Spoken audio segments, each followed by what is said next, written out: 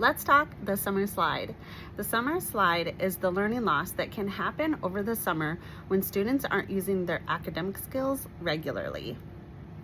When students take a long break from reading, writing, and math practice, they can lose a lot of the skills that they just previously had made a lot of growth in, especially in reading. That doesn't mean that they've lost a skill.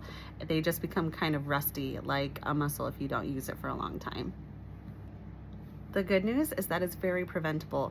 A few small habits this summer can make a world of difference for them, and they can return next school year strong and ready to learn. So here's my recommendation.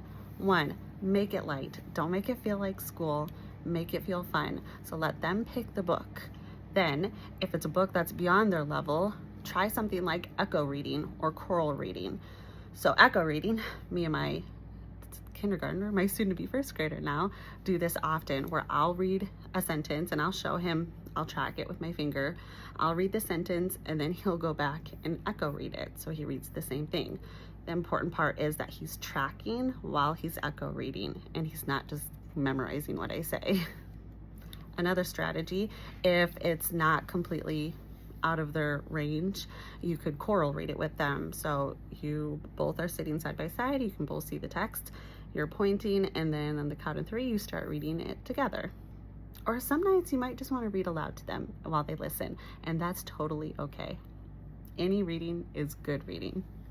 Next, I know this is a literacy video, but I'm going to sprinkle some other stuff in there too. You can also practice math at least once or twice a week. Make it fun. If you're at the grocery store, point out numbers. If you're at a restaurant, look at the receipt together. Just pay attention to numbers around you and how we use them in everyday life. You could also throw in some math facts while you're driving. Some big one are doubles facts, so get them really fluent in their doubles facts, like 4 plus 4, 7 plus 7.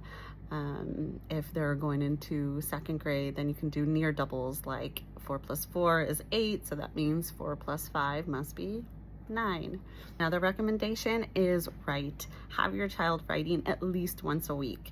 Have them write the grocery list, or have them write a thank you note to someone. Have them write a letter to a friend that they miss or a teacher that they miss.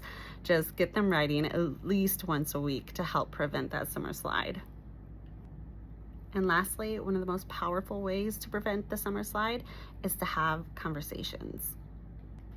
When children talk and ask questions and hear a rich language, they're building something called background knowledge. And background knowledge is foundational for children to be able to understand what they're reading later on.